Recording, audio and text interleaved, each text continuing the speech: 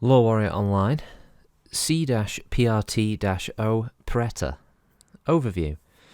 Reports lay the design of the entire Celestial series of battle mechs on one Dr. Devon Cortland, a military engineer who came into contact with the Wobbles while developing the Toyama and, over the years since, somehow gained notoriety with the Manai Dominai, likely through the implementation of numerous upgrade packages tailored for their unique combat style and capabilities. Cortland reportedly pitched the Celestials to Presenter Apollyon himself early in the Jihad and was commissioned to begin design work on Terra immediately after this case. Cortland's medium-class Celestial the Preta debuted on Terra in late 3069. Capabilities. The 45-ton Preta, which is a Hindu term for ghost, is more of a raider and a skirmisher than the lighter Malak. Not as fast, but better armoured, and using more compact technologies, such as standard armour and gyros. It reserves 15 ton of pod space for weaponry. The Preta is best used when it's harassing heavier prey while sweeping away lighter troops. Indeed, with a third of its overall weight devoted to pod space and half of its 6 known standard variations configured for jumping, this Omnimech often acts as the hound for its comrades, moving quickly through difficult terrain to flush out enemy units into the kill zones of open ground. Deployment. As with other Celestial units, the Preta is seen almost exclusively amongst the Wobble's most elite troops, with the Manai Dominai definitely the biggest users of the machine. Rumours persist that the long-term goals for the Celestials may include extending them throughout the entire militia. This would, of course, relegate all obsolete non-Omnis to second-line status and likely service in the Protectorate militia, and the move is understandable given how many dozens of designs they field amongst its relatively small forces.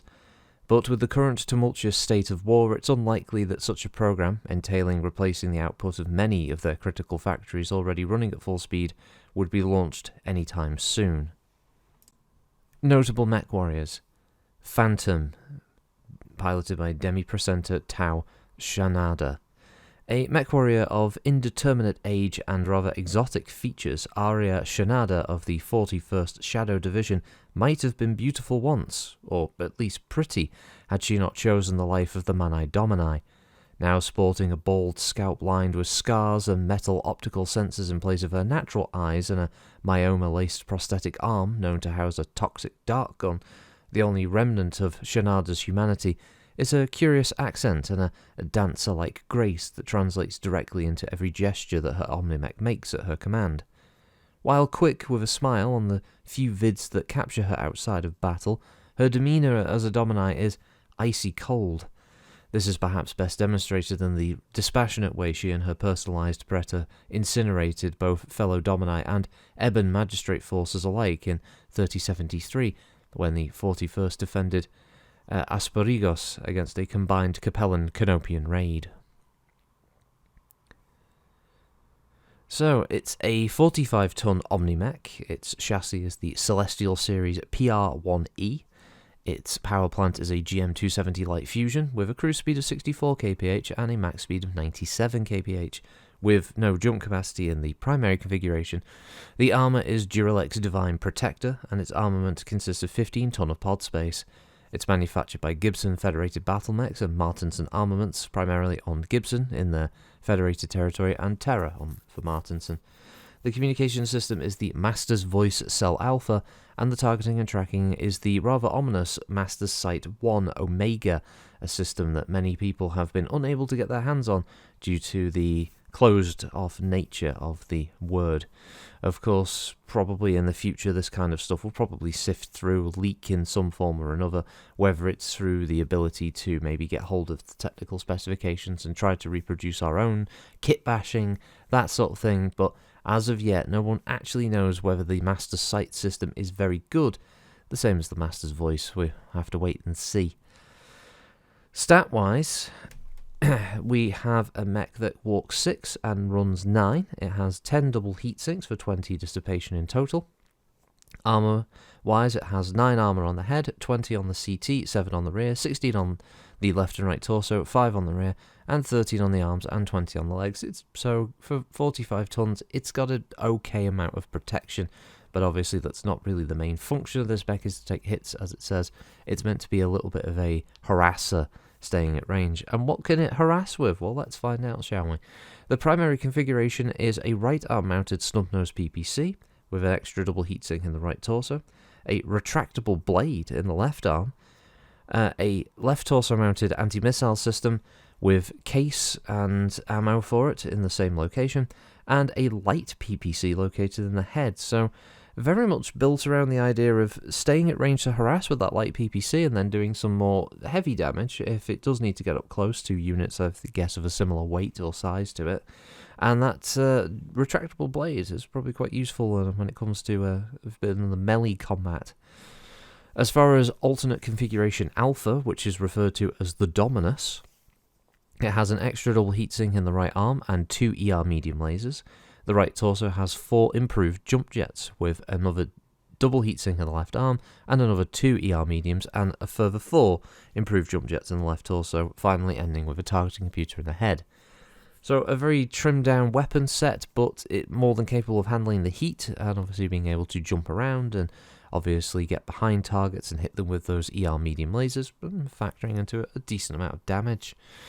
The B configuration, known as Infernus, mounts a heavy PPC in the right arm with an extra double heatsink and 6 jump jets, 3 spread evenly between the left and right torso, and an ER medium laser in the head.